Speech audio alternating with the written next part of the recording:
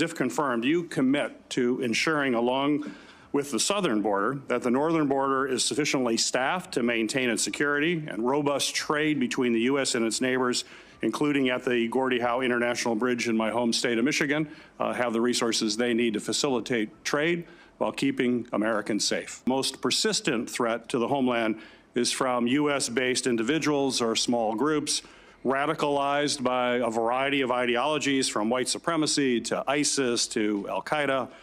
We must certainly continue to focus on people who are radicalized here in the United States with the intent of terrorizing our communities.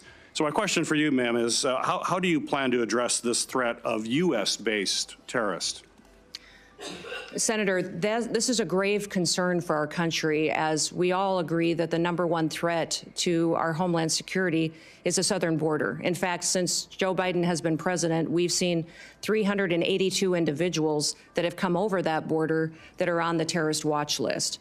Those 382 terrorists or known terrorists that have come over our border, we don't know necessarily where they are because of what has been happening under Joe Biden's policies.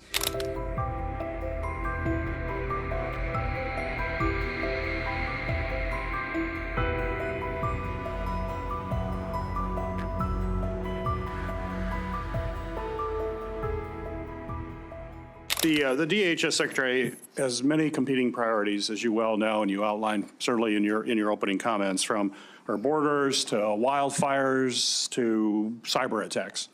But as you and I discussed at length, and I appreciate you bringing it up in your opening comments as well, we do have a northern border in addition to a southern border. That's absolutely essential that the DHS has the resources necessary at the northern border to carry out its mission. Both between ports of entry and all along the border. In fact, we've seen an increase in unauthorized crossings in recent years at the northern border. So my question for you is, if confirmed, do you commit to ensuring, along with the southern border, that the northern border is sufficiently staffed to maintain its security and robust trade between the U.S. and its neighbors, including at the Gordie Howe International Bridge in my home state of Michigan, have the resources they need to facilitate trade while keeping Americans safe? Yes, Senator Peters, you and I talked about this in your office and also with Senator Slotkin as well, how important it is to continue to remain focused on our northern border and all borders and ports of entry that the United States has. I think there's been some universal concern from some of the committee members that as we focus on the southern border and what we're seeing as far as the invasion there and the amount of people crossing, that the northern border would lose focus. But that will not happen, and we will ensure that our borders are secure and we're addressing all threats that may come in from any direction. And also with the bridge as well and staffing up on that as well. And I've assured Senator Slotkin as well that our focus is there to make sure that it is staffed appropriately. Very good. And as we discussed, the department is diligently working to stand up the Northern Border Mission Center at Selfridge Air National Guard Base in Michigan, following the authorization and funding that I was able to secure in the last Congress. This center is critical to supporting the department's northern border security missions and addressing evolving threats. So quick question, if confirmed, do you commit to working with me to fully build out the Northern Border Mission Center? Yes, Senator, we will look forward, and I look forward to working with you to ensure that that is a priority and that it's adequately resourced, and working with Congress and senators to make sure that we have what we need to make sure that that mission for that base is fully fulfilled. Great, thank you. On New Year's, we witnessed two incidents that reminded us that terrorism and extremism remain serious threats to all Americans. Both DHS and the FBI have consistently said that the most persistent threat to the homeland is from U.S.-based individuals or small groups radicalized by a variety of ideologies, from white supremacy to ISIS to Al-Qaeda. We must certainly continue to focus on people who are radicalized here in the United States with the intent of terrorizing our communities. So my question for you, ma'am, is how do you plan to address this threat of U.S.-based terrorists? Senator, this is a grave concern for our country, as we all agree that the #1 threat to our homeland security is the southern border. In fact, since Joe Biden has been president, we've seen 382 individuals that have come over that border that are on the terrorist watch list. Behind me have the governor of Louisiana with me. And he and his state and people in this country went through a horrific event on New Year's Day, and one that we never want to see repeated again. But this governor behind me is concerned also about an upcoming event, which is the Super Bowl coming shortly, which we need to do all that we can to work together, that he has the reassurance that the federal government, that the Department of Homeland Security is prepared to help him protect that event and to keep people safe while they are there. Those 382 terrorists or known terrorists that have come over our border, we don't know necessarily where they are because of what has been happening under Joe Biden's policies. Now, President Trump obviously won the last election with a clear mandate, and that mandate is for the American people to secure that border, but also we need to focus on domestic terrorism and homegrown terrorism, which you just referenced in your question. Homegrown terrorism is on the rise.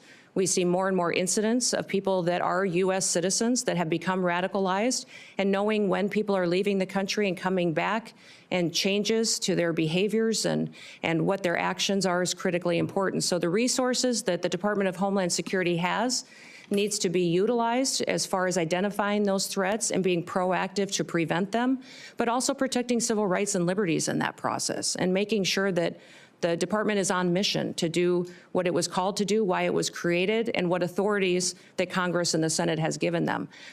My hope is that Governor Landry and his staff and his people and the people that attend the Super Bowl know that the Department of Homeland Security is their partner, is on watch to protect them and to keep that event safe. I hope all Americans know that leadership has consequences. I hope that we can get through and get your support for this nomination and get confirmed quickly so that we can address the threats that we currently face and make sure we don't have any repeats of the day that we saw just starting this year on New Year's Day. In the last 2 years, we have seen increasingly aggressive and expansive cyber attacks against our federal agencies. Just last month, Chinese hackers infiltrated the Department of Treasury and stole potentially thousands of unclassified documents. So given these concerning trends by the PRC to hold our federal networks hostage, do you believe that federal agencies should be required to implement cybersecurity upgrades and maintain the highest cybersecurity standards to protect sensitive or classified data and U.S. citizen information as well? Well, Senator, the mission of CISA, which is the Cybersecurity and Infrastructure Agency, the mission of it is to hunt and harden.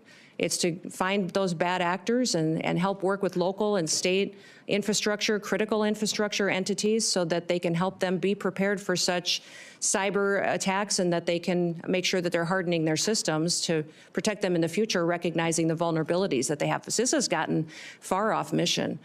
They're using their resources in ways that was never intended. The misinformation and disinformation that they have stuck their toe into and meddled with should be refocused back onto what their job is, and that is to support critical infrastructure and to help our local and small businesses and critical infrastructure at the state level to have the resources and be prepared for those cyber attacks that they will face. You know, Salt Typhoon was a campaign of espionage by the PRC in China against our telecoms, where large amount of data was stolen and taken, and people's private information was taken as well. And we've also seen China and the PRC go after our critical infrastructure with the Volt Typhoon hack. And that was extremely dangerous because there was no reason for them to do that, just to steal people's data and information. The reason for them to go after that was to control our critical infrastructure, for the ability to see if they could shut down a water plant, a utility company, and that was to cripple our country. So these threats are real. CISA needs to be much more effective, smaller, more nimble, to really fulfill their mission, which is to hunt and to help harden our nation's critical infrastructure.